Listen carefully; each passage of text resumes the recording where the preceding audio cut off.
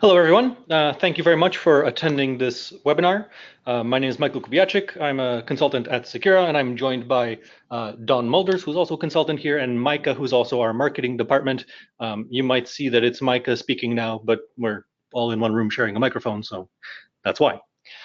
So the purpose of this webinar is basically to go over some of the basics of web infrastructure, web application security. I'll briefly talk about security concepts in general and then kind of dive in a bit deeper into some of the specific testing things that we do or how some websites can get exploited for specific vulnerabilities with some examples as well. So for some context, why is web application and why is security important in general?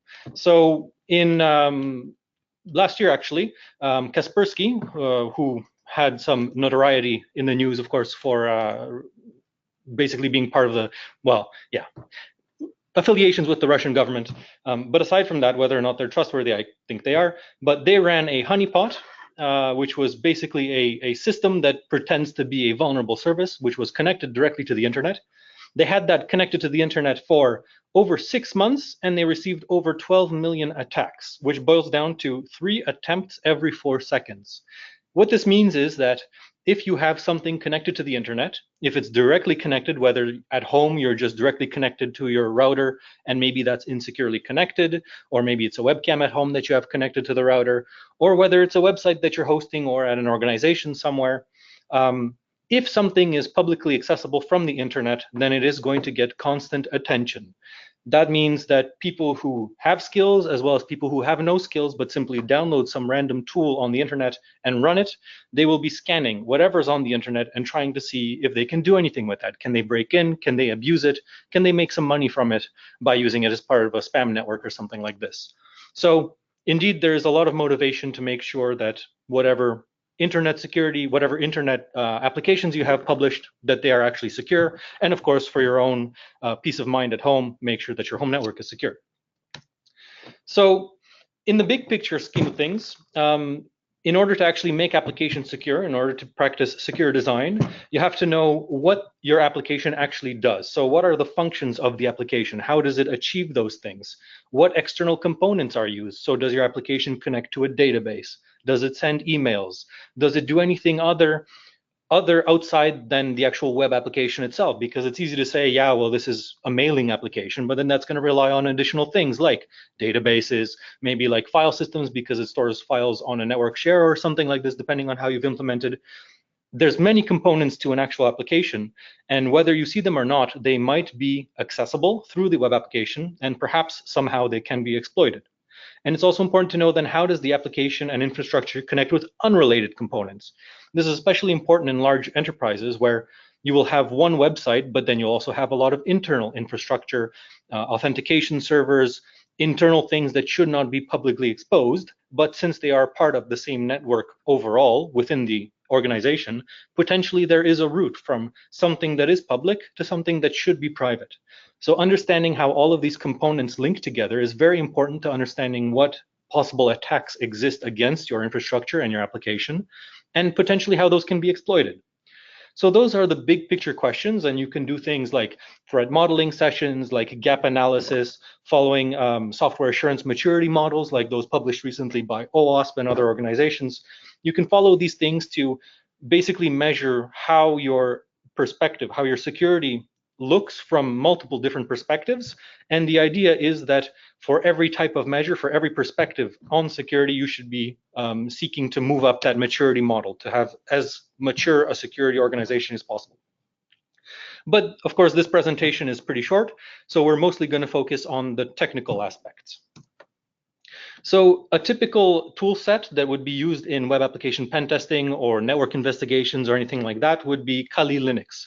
So this is a pretty standard Linux distribution that you can download. You can run a virtual machine. It has a lot of software installed by default that is used by security testers. I have here a list of them. The main one that we're going to talk about today is Burp Suite, and I'm just going to briefly mention it now. So the idea of Burp Suite is that it's a proxy. So what it does is it sits in between your browser and whoever you're trying to connect to. In this case, a website. And so what would happen is anytime in your browser you try to go to the website, first your browser will send that request for the website to your own proxy, which you would be running ideally on your own local computer. And then your proxy will forward it to the server. The server will respond. Your proxy will see that response, and then it will send it back to your browser. Now, if you work in a large organization, you'll typically have a proxy server internally as well. So you're probably used to using a proxy server for internet access. And this can be used on top of that. You can just run it internally, have it then connect to your enterprise proxy server, etc. And in this way, you can inspect all of the data that's being sent by your own browser and what data you're receiving back from the server.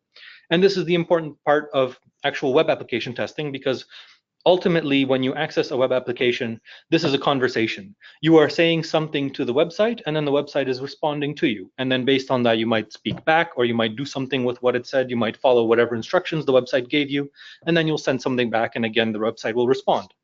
And the whole point of hacking websites, of doing web application security testing, is to examine all of this data that's going back and forth, and then seeing what can you change, and then how do those changes affect the system or affect the application or do something else behind the scenes that maybe you don't even see happening, but you might see signs that something changed. So how do we actually use websites? Well, the basic request is called an HTTP GET request. There are multiple different kinds of requests. There's different methods. GET is a method, POST is a method, options, trace, etc. There's very many. The simplest one is the GET request.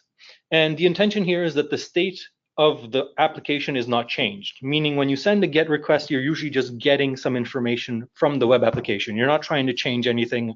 You're not trying to send money or whatever. You're actually just saying, hey, give me some information, and the application will respond with some information.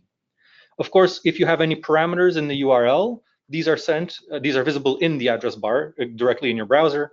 They will be visible in proxy logs, so whether in an organization or whether on your local proxy, like in Burp Suite. These will show up in your browser history where they will be logged. Potentially, they will be sent to whatever website you're visiting, and maybe if you get redirect further, in a referrer header. So you'll see where you came from along with whatever GET parameters were there. So in this example, we have a GET request where we're on google.com and we're doing a search, and we have two GET parameters, HL equals NL and Q equals Secura. So I've searched just for the word Secura with the Dutch language. And then, of course, below I've got some kind of, my host is google.com, and maybe I have a cookie with a session value in there. So this is what gets sent by your browser through the proxy server or wherever to the actual target website. A POST request, on the other hand, the difference here is you can see in the request there's a POST in the top left, whereas previously we had a GET. And the main difference here is instead of all the parameters being directly on the URL and then stored in logs and stored in browser history and things like that, instead you should put secure parameters in the post body. And the difference between the headers and the post body is some space. So there's two enters, and then you've got all the post parameters. And the idea is that these should not be logged in most infrastructure. Of course, any infrastructure can log all the data depending on how it's configured. But in general, by default, post data is not stored as easily, is not retrievable as easily. So this is where you would have secrets, especially when you're logging into a website. This is where your username and password would go.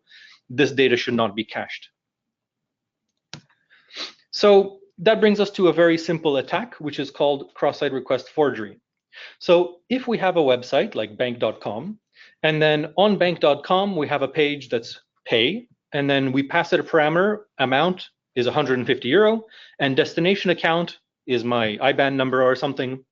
So if I visit this URL, I will send money somewhere. So now let's say that I have a blog on my own website on secura.com, and somewhere I've put an image, and in my image, as the source of the image, I put that URL with bank.com to pay a certain amount to a certain destination account. What's actually going to happen is when a user visits this page, if they're already logged in on bank.com, then the browser will automatically send this request to retrieve the image. The browser doesn't know that this is not an image. The browser has no idea that this causes an action to happen on the bank.com website. It just sees from my blog that there's an image and it's somewhere on the bank.com website and that the browser should retrieve it. So what happens is when that browser processes that image tag, it'll automatically construct a GET request, including the parameters that I coded into my image request. And then if that user is already logged in to bank.com, they will automatically attach their session cookies. This is a basic feature of browsers where if you are logged in, if you have some cookies for a specific domain like bank.com, and you visit bank.com again while you still have those cookies, then they will be sent automatically. This is how sessions are usually maintained in most modern websites. And the browser does this automatically without any user interaction. And that can be abused when I know a certain page within a website. Like in this case, I know that there's a pay page. I know that it takes an amount parameter with €1,000 in this case, and a destination account that I can fix. I can put whatever I want in there. So basically, anybody who was logged into the bank.com site and visited my blog would automatically visit this other page. And then as far as bank.com sees, it's a user who's logged in who's trying to transfer money. And so automatically, this would process and their money would be gone. And I would be €1,000 richer, for example. Now, of course, this is abusing the fact that gets should not change state, right? So this should have been a post request. That's the intention of posts, to actually change something, whereas a get should change nothing. So this was already a mistake. But then the other problem here is that this is a pretty sensitive operation and it's entirely predictable because it only takes this amount parameter and it only takes this destination account parameter. So this is all known. I mean, I can put my own data in this. I could even bookmark this and then use it to pay my rent every month if I was lazy, if I just wanted to go through my bookmarks instead of having a standing order or something.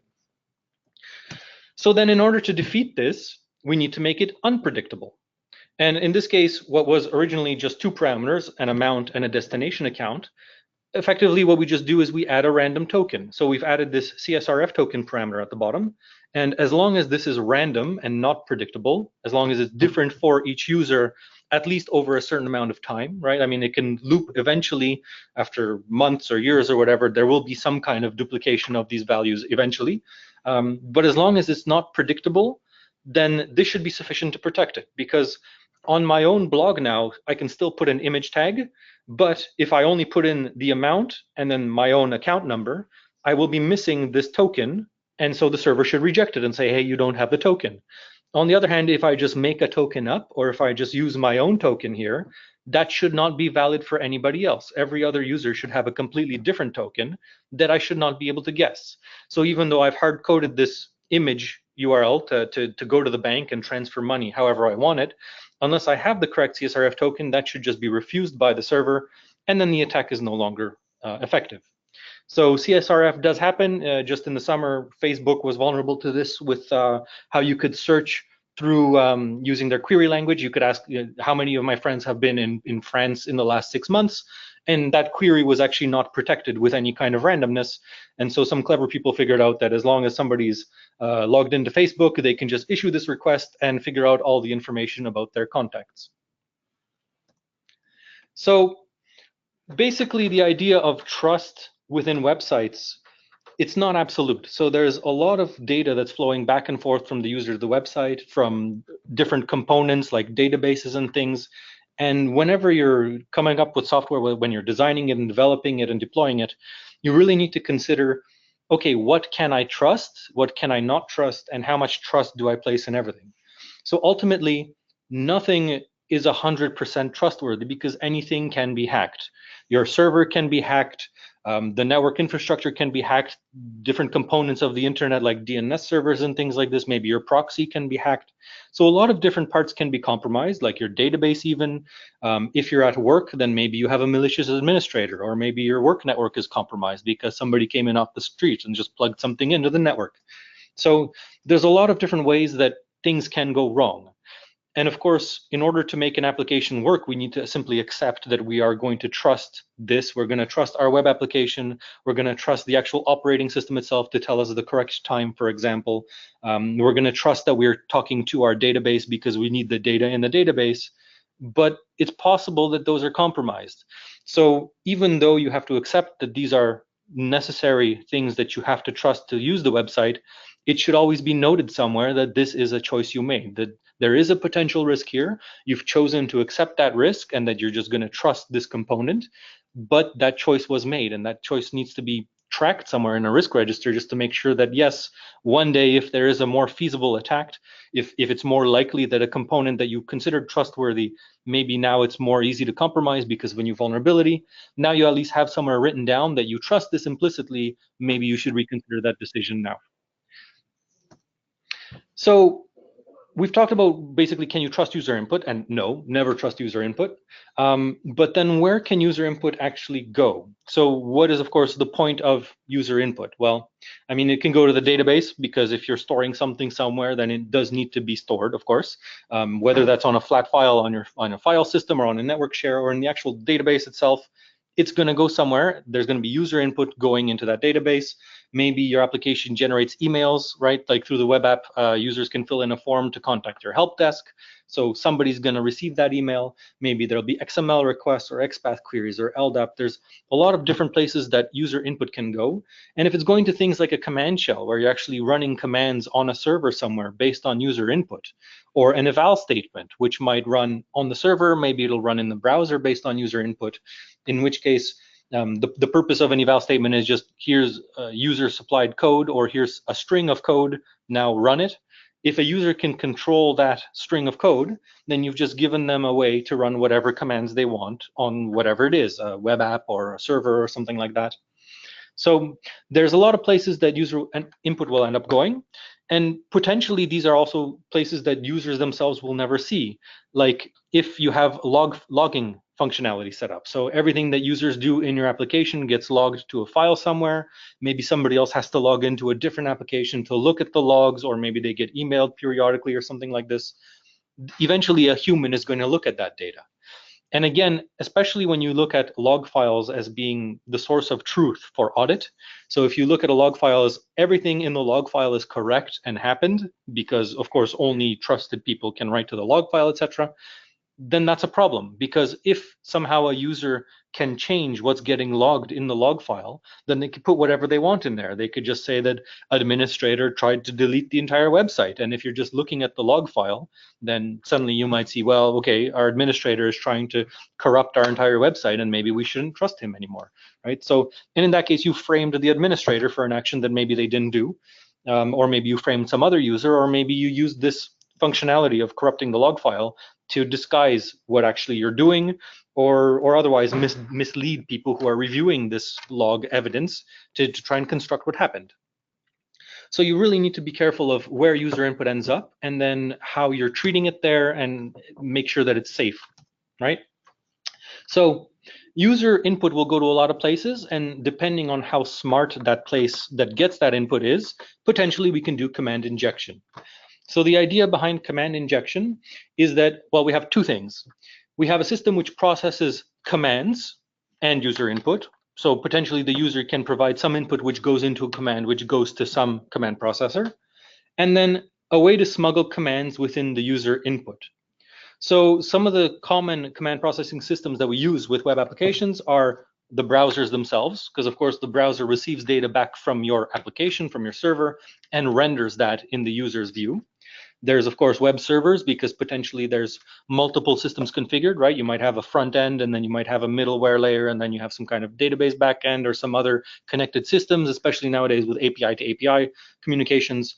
You're definitely going to have some kind of cross-system communication going on. And so it could be just another web application that's receiving commands from your web application. Of course, there's databases, mail servers, many more places that will potentially parse some kind of command which was generated by the web application, and maybe that command will contain some user input. And if that can be confused, if the user input and the commands sent by the web application can be confused, then potentially your command processor is vulnerable to command injection. So the idea behind an injection attack is that your application is sending something to a command processor. It's sending a command, followed by a command and some data, followed by another command. Now let's say that that data is user controlled, and the user in that data field puts data, followed by a command, and followed by another command, right? So this is just the user putting these commands in their data. What the command processor will eventually see is the combination of these components, right? So it'll see a command followed by data, and then 3 more commands, but 2 of those were written by the user. So the user can send any command they want, and then the command processor, if it doesn't understand that this came from the user rather than from the application itself or the administrators, it might execute that. And then that's where you get command injection happening. So let's look at an HTTP response, right? So after you've sent your request to a website, you're going to get a response that looks something like this. You're going to get an HTTP, maybe a 200 OK. The server will say, here's how much data I'm sending back to you. It'll give you some information about that data, like what type it is, text HTML, what kind of character set there is. It might give you information about what software is running on the server, which is very useful as an attacker, because now we know we can look at this specific version of software and see if there are known vulnerabilities, maybe published tools, maybe scripts or things like that that we can just download online or research ourselves and see how those work. Potentially the server will return the date as well, and maybe that's irrelevant, maybe we don't care, but maybe that date is useful for something like generating session identifiers, in which case I can use that date to figure out what might be the next few likely session identifiers. The server will also send us a set cookie field, a header. So this is an instruction to the user's browser saying, hey, here's a cookie, you should store this data, make sure that it's accessible only to my website, but store this data for me, and then next time you come back to visit my website, your browser will of course supply this automatically. And then at the end, of course, the difference between all of the headers and the actual web page that you see as a user, there's 2 spaces in the data, so there's 2 enters, and then there's the actual HTML content that is then rendered within the browser. So a lot of these things are actual commands that will get then processed by your browser. So if we look at the browser as a command processor, the most immediate commands that we would see in this case are the content type, which is text HTML. So this tells the browser, I'm giving you a web page, render it like a web page. Likewise, the browser might say, I'm giving you a picture, or I'm giving you a PDF or an Excel document or something like that. And then your browser understands that, okay, if this is an Excel, this is how it needs to look. If this is HTML, this is how it needs to look. Of course, set cookie is a command as well. And potentially we've set a language on the website, like we've chosen English from a drop-down list, and it's setting a cookie that language is English. And of course, at the end, there'll be all of the HTML content that actually should be rendered on the page. So if we assume that possibly we could inject somewhere into here, like if the dropdown that we choose our language from, if we can just change that value so that when we've selected English, normally that would go somewhere. So maybe we might go to a page like choose language and then language equals English. If we can change that language equals English to something else and put whatever we want in there, and if that data then comes back to us in this set cookie header, then potentially we can just start putting whatever we want in.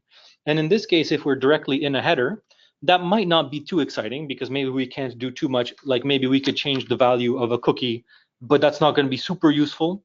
Maybe we can change the value of some other headers, like a redirect, like a location header, and send the user somewhere else. But really, if we can inject into headers, as I mentioned earlier, the difference between the headers and the actual web page content is 2 enters. So if we can put whatever we want into this one language field, I can just put enter twice and then start typing my own HTML. So just by injecting into a header, I can already take over the contents of the web page that the user receives and put whatever I want in there.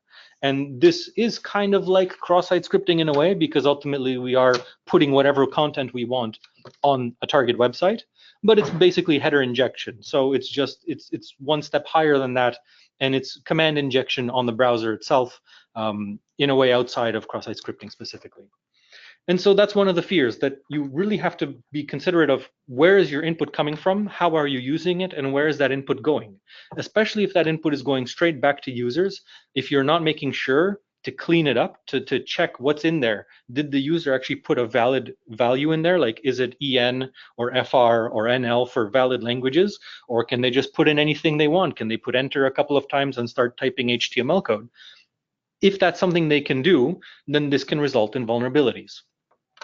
So you need to prevent that by making sure you implement proper input validation routines that check what data is the user submitting and is it appropriate for this context.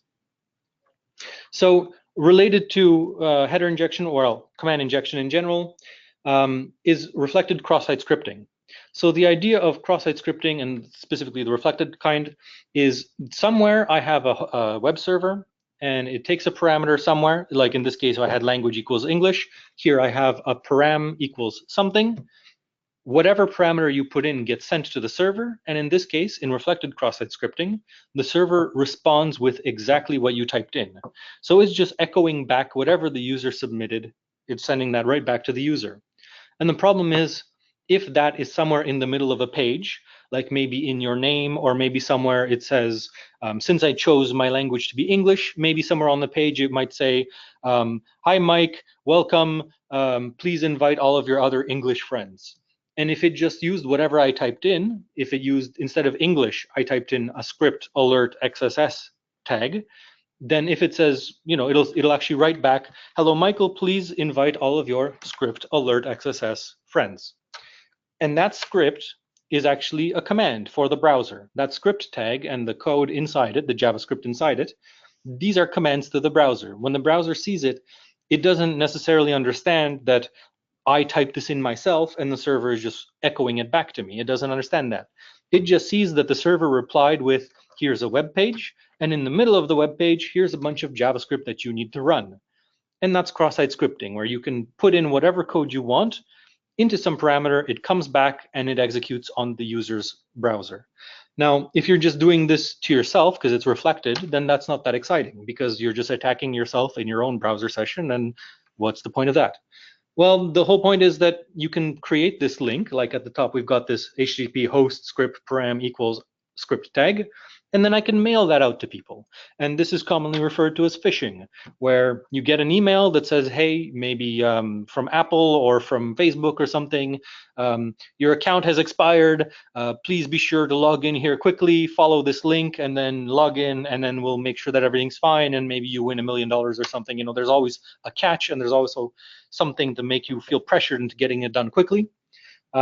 And then you click that link and you go somewhere, and then whatever code the user who created this link wrote, that code will execute in your browser. And if you're already logged in on that website, then potentially you can do something with your session. If it's just a public website with cross-site scripting, then maybe they can do something in your browser anyway, like deface the target website, or potentially even use your browser to attack other targets. Because if I can control the code that's running in your browser, then I can do whatever I want in your browser. If you visit a page that I can control, I can make that page automatically make your web browser start attacking random websites on the internet, for example. Try to do some hacking for me. And in that case, I'm covering my tracks pretty well, because instead of me doing all this attacking, like maybe I just make a list of the top 10 banks and start randomly scanning them and sending attack strings to them. Instead, now it's a bunch of random people on the internet who visited my page, and now they are the ones attacking these banks. And so I've really disguised myself, and I'm using a bunch of other people to do my dirty work for me. So as a website designer and as a programmer, as a deployment person deploying websites, you really need to make sure that you're handling that kind of input, all input, of course.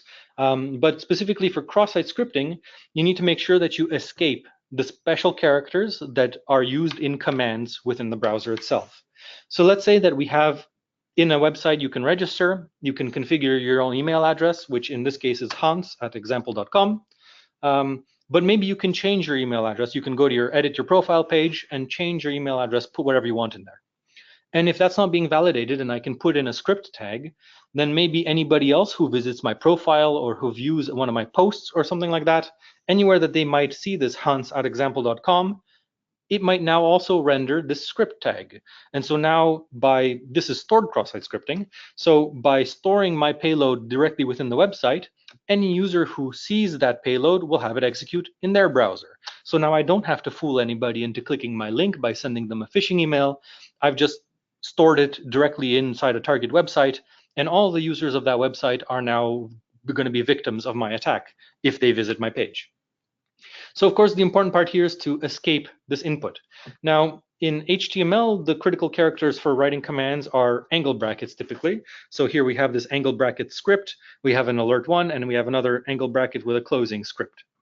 So if we want to make sure that users can still use angle brackets, for example, in their name, because of course, the world is big and who knows what characters are going to be in the names in the future. Maybe one day people will have script tags in their names.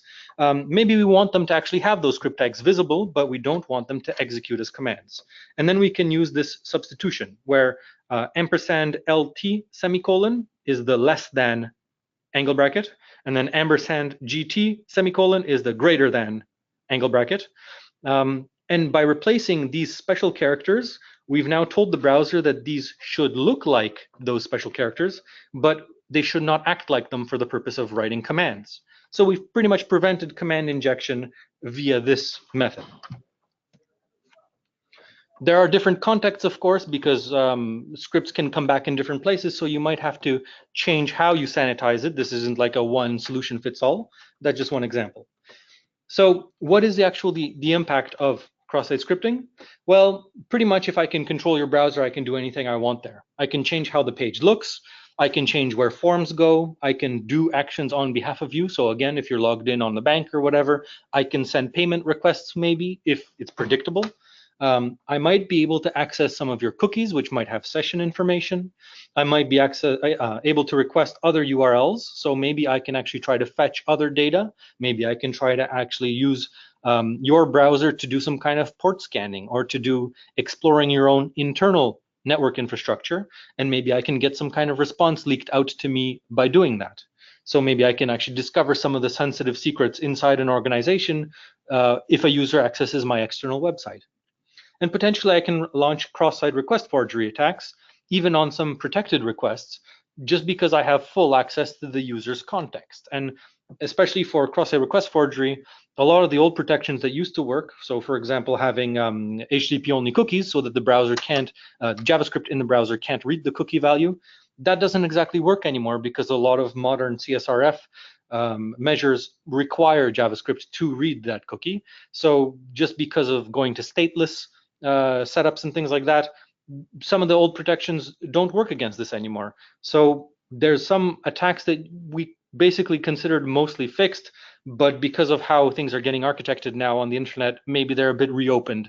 So yeah, those can also be exploited. So there's a lot of things that will run scripts. So it's not just, I mean, it is mainly JavaScript we're talking about, but there's also like VB script and other kinds of scripting languages. But even just JavaScript, that can come back on a web page, an HTML page. There can be JavaScript code itself, like maybe a .js file somewhere that's being constructed based on user input. Maybe there's style sheets that include user input in them. And those used to be able to use expression tags, which could just run JavaScript. HTTP response headers, as I showed earlier, if you can just hit enter twice, then you're directly writing whatever content you want on the page, and that can contain script tags. Maybe downloaded files, whether it's HTML or PDF. PDF documents could potentially contain scripts. And of course, there's active content like ActiveX, Java. There used to be Flash. Of course, Flash is kind of going away now. But because we want the internet to be very functional and feature rich, there will be something else that will come along. And it will, of course, again, introduce a whole bunch of new vulnerabilities.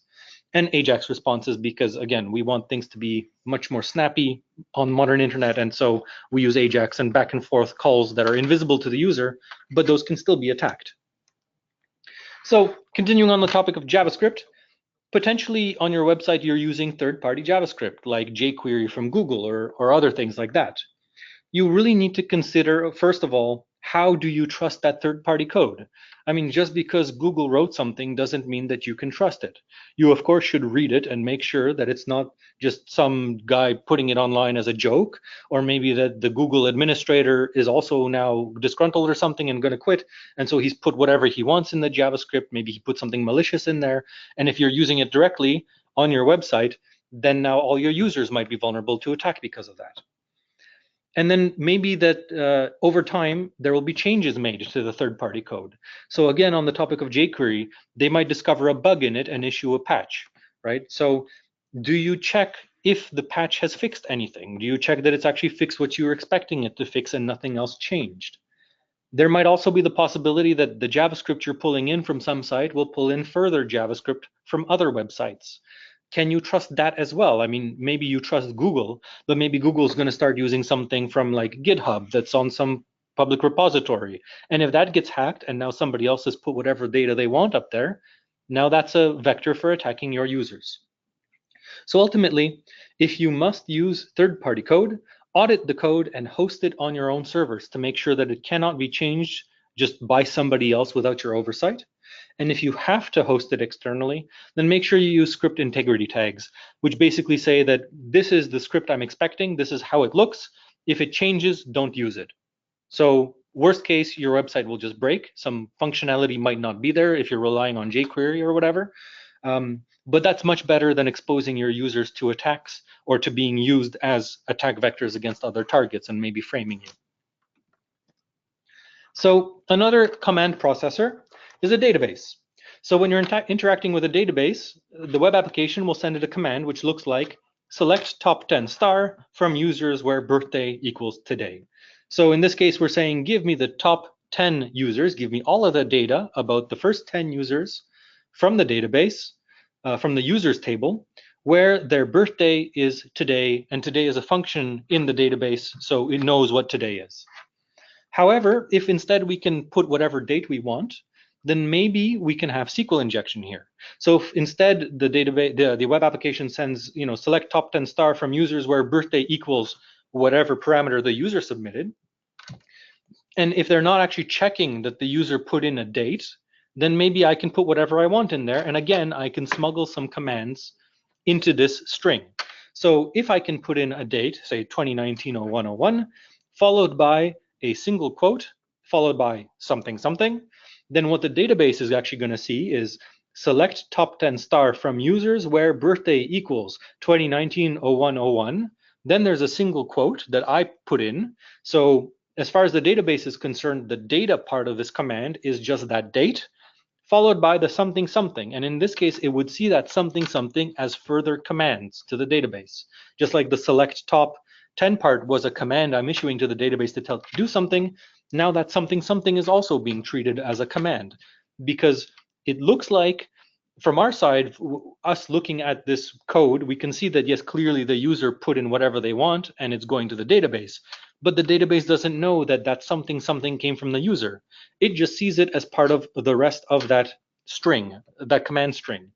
And in this way, a user has done SQL injection and they can put in whatever commands they want there and potentially compromise the database, retrieve data from it, put arbitrary data in it, or maybe even just abuse the database resources, have it do some kind of processing, or even use the database to launch attacks against other resources.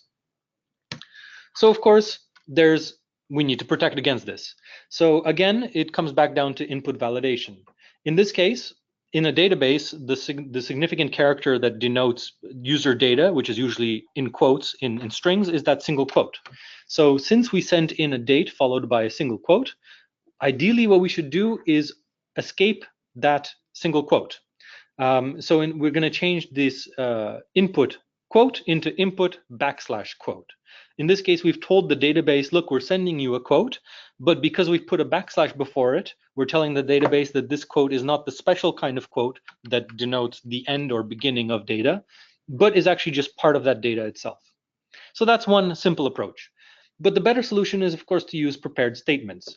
And in this way, rather than sending a mix of commands and data to the database, we're actually separating this communication out entirely in a way that the database will immediately understand. So we're saying, here is our commands. We've said there's gaps in these commands where data will eventually go, but we're not giving you any data yet.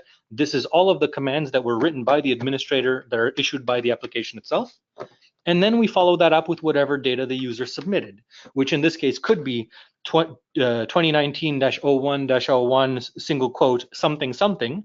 But in this case, the database is just getting data at this point. It's just receiving data. So it understands that even if this data looks like it contains commands, that's just it. It's still just data. They're not really commands. So in this way, the database itself cannot be confused about what part is data and what part are the commands. And so we've prevented command injection. So ultimately, input validation has to be applied everywhere. And you need to make sure that you're doing this consistently, so it's good to have some kind of input validation checklist. Ideally, you should use reusable functions everywhere, just to make sure that if you do need to fix something, it'll be in one spot rather than all over the code. So let's say we have this get post param int, which is a very specific function where we're saying a user has submitted a parameter through a post request, and we want it to be an integer. This is a very safe way of getting that data because the application, the code that we've written will automatically check that user input and convert it into an integer. So it's already doing some checking for us. And we know that all we're getting back is an integer. Maybe that'll be 0, maybe it'll be some crazy number that's not actually valid. So we should still check that separately. But at least we've already done a first round of validation on that input. We should still check the range, the format, the size. We can also use regular expressions to do simple patterns to check, is it a date or does it look like a date, even if it's not a valid date. But we don't need to do all the thorough validation right off the bat. We can do that a bit later, closer to when we actually use the data. So if it looks like a date, but it's 9999-99-99, that's not an actually valid date, at least right now. Maybe one day it will be. But ultimately, we could use a regular expression to check that format in a simple manner. And then we can actually try and convert that into a date object in whatever language we're using to see, is this actually a real date or did the user just make something up? And of course, we can do access control and authorization testing. And then we can check also for null bytes, enters, new lines, special encodings of characters. So we really need to be considerate of, well, here's the type of data that we expect, and make sure that that's the kind of data you're getting. Because if you're getting something outside of that, yeah, maybe everything will still work, but maybe one of the different components like the date object, maybe that crashes if it gets a null byte. And so if you're not checking for these things before doing the full processing of the data, then you might have some kind of vulnerability that can be exploited. Also important is to make sure that you're throttling requests. So if you have some kind of heavy resource things like a report generation tool, or something that generates emails like a contact form, or anything that shouldn't be done too often, like a login page, no user should be trying to log in 100 times in 1 second. So for some of these things, you can throttle by IP or session. So if one IP address is trying to log in 100 times in 1 second, probably that's not legitimate, and you can block it. Maybe it is legitimate though, because like in a big company like a bank, everybody's going to be using the same IP address. And say, if everybody at Facebook suddenly wants to log into their Gmail account, then probably Google server is going to see thousands of users logging in within a few minutes from Facebook's IP. So in those cases, then yes, this can be legitimate traffic. Then you can look at session identifiers and things like that. Ultimately, it's a trade-off, and you need to decide what is the most likely attack vector for your application and adjust accordingly. Whether it's throttling, whether it's increasing delays, or you just let it happen and then maybe do a CAPTCHA. There's a lot of different options.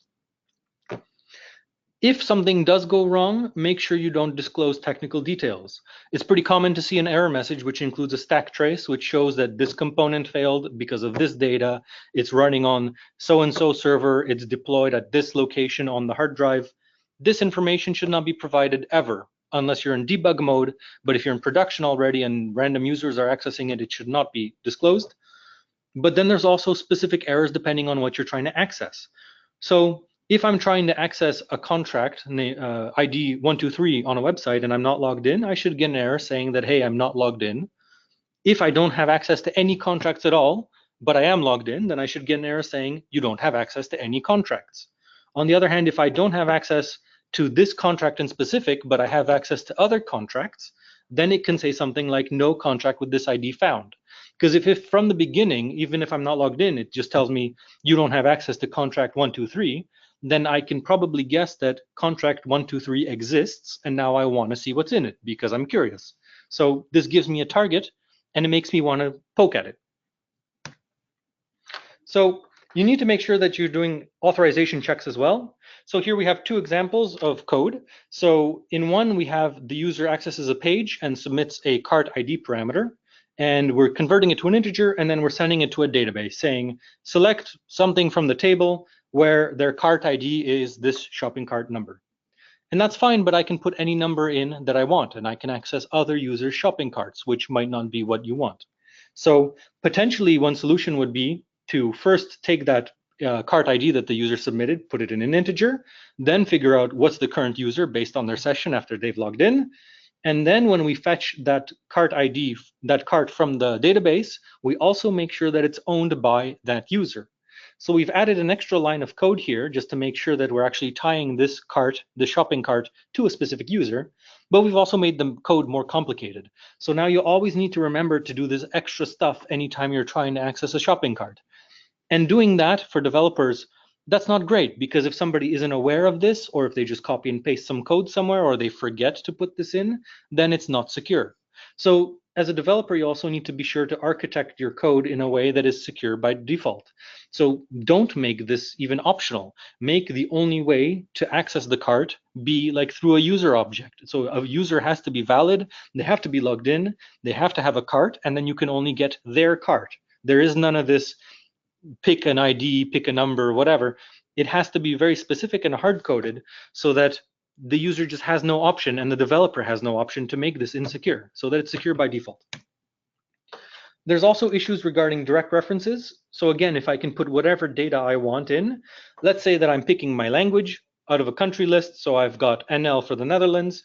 And then later on, we're loading a template on the server based on what language I picked.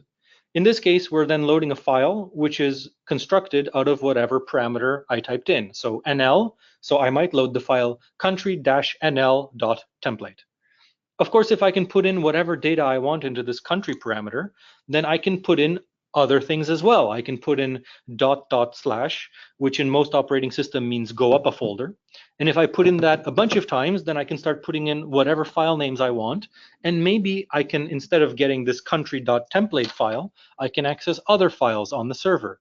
Maybe if this is letting me write to files, maybe I can overwrite sensitive files, or maybe I can retrieve password lists or user lists, or the configuration of the server, or the configuration of a database. If I can affect the path that you're using to access something, then potentially I can access something that I shouldn't. So this is a path traversal issue, and that would usually be like a high or maybe even a critical risk finding. If we switch this around to be an indirect reference, the point of that is, rather than using a string that the user provided, they'll instead have a list, and then they pick one of that list. So Netherlands is going to be in the list, and it might be number 12. And then what we're doing is, in the code, we're fetching whatever number they sent, again, 12. And then we have an array somewhere, which will have all of the countries in a list, and it'll pick the 12th item from that list.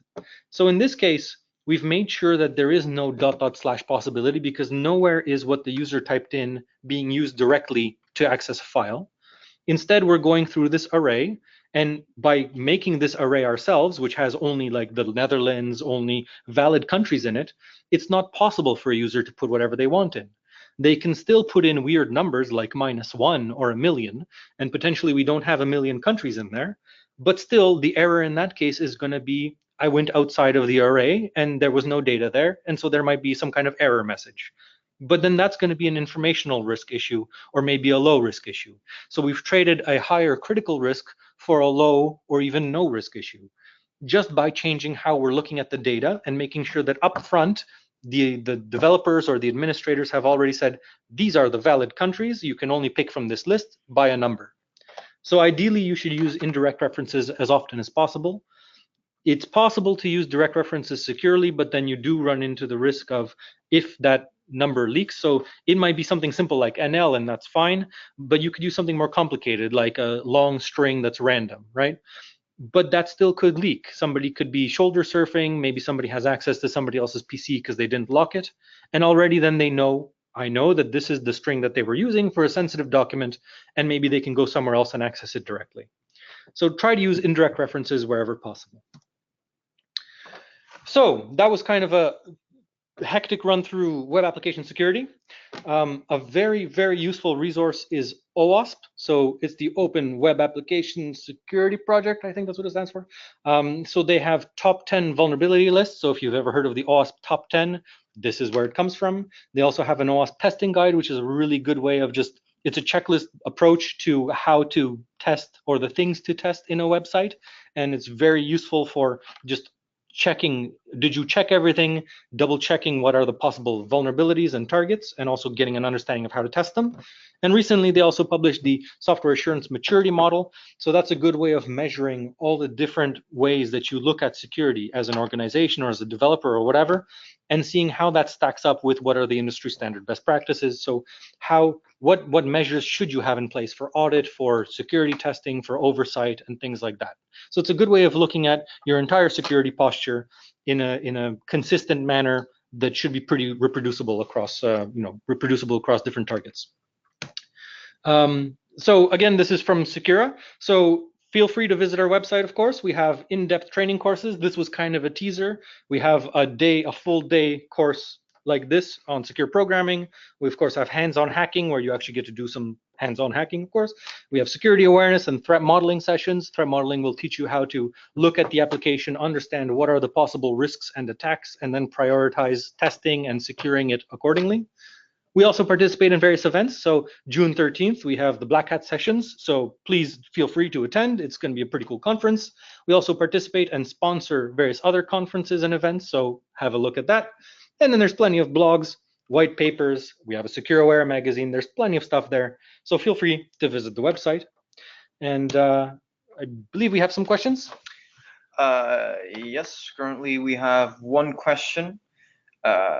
Which says, nice presentation, thank you. Just one more question. Do you recommend any code scanning tools, knowing one is Veracode, or maybe there are others? Yeah, so I really recommend using automated scanning, both, so you're talking about code specifically, and I totally think that code scanning should be something that you regularly do as an organization. It should be embedded into the regular development process. Ideally, every time somebody checks into the main branch, there should be a code scan done so that right away you can tell if there's any issues. Code scanners can have a lot of false positives, but they can be tuned pretty well. And then once you know what to expect, and especially if you're using it consistently and regularly over a long period of time, you can weed out all the false positives and all the issues just to make sure that it's giving you just good results every time. And likewise, you should also use automated web application scanning tools. So both static analysis and dynamic analysis tools, because they find things automatically. They do a lot of dumb things, but they do them in the same way every time. So they're very consistent, and they do find things, and potentially they won't find everything. I still think that people are necessary to be able to understand the actual impact and the context and the depth of some issues.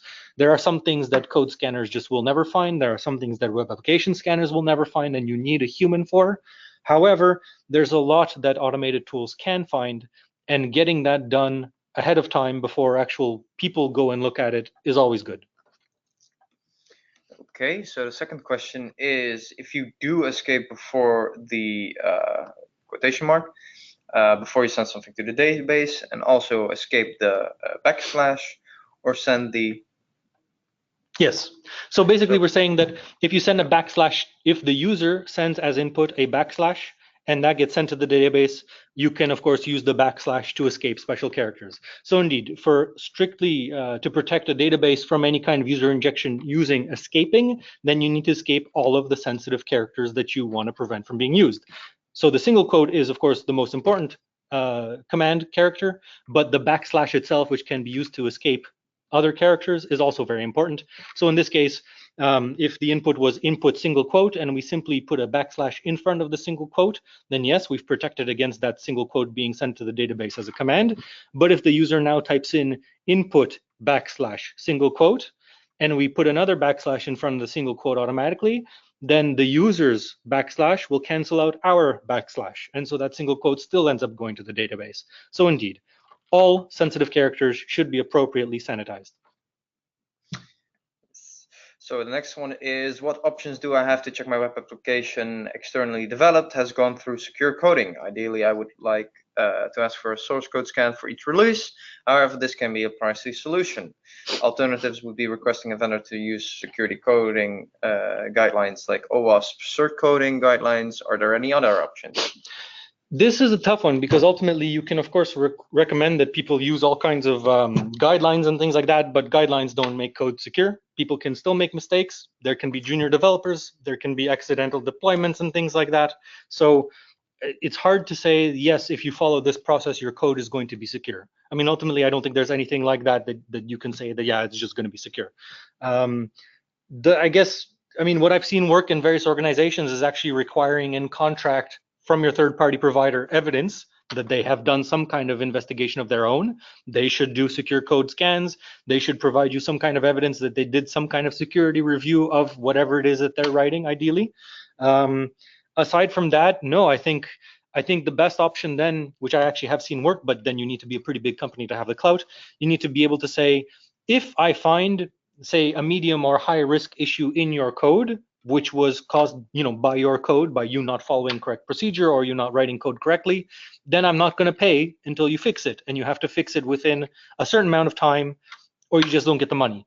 And that's not easy to do, of course, for small organizations, but the bigger you are, the more muscle you have, that becomes a bit more reasonable.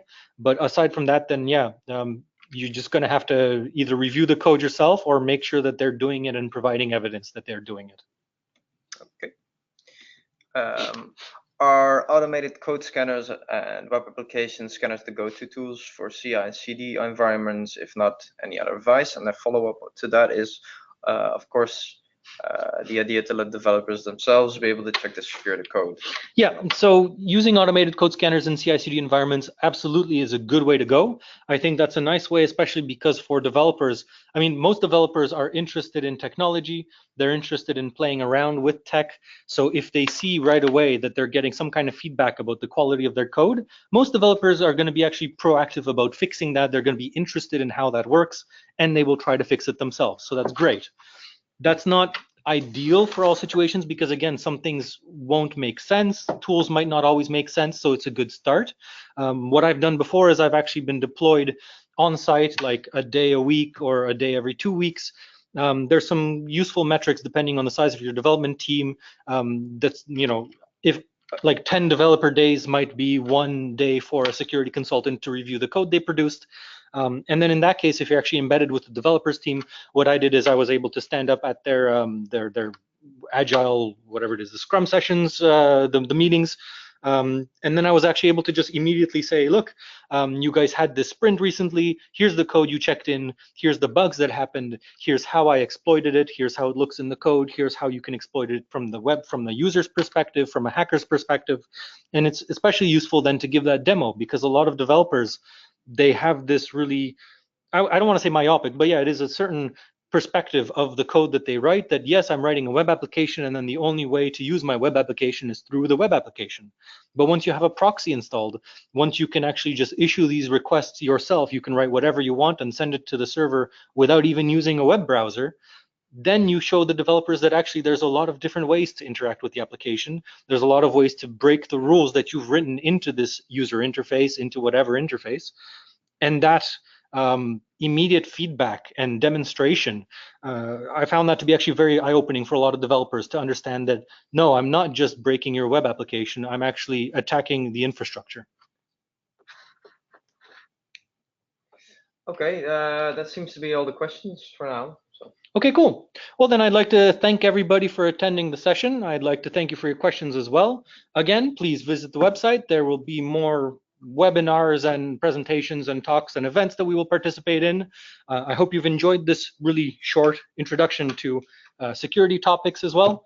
And again, thank you very much, and I hope you have a fantastic day.